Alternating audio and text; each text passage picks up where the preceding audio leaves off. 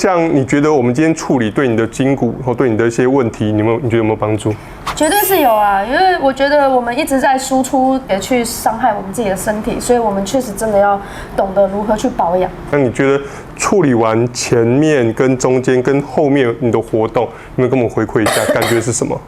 就是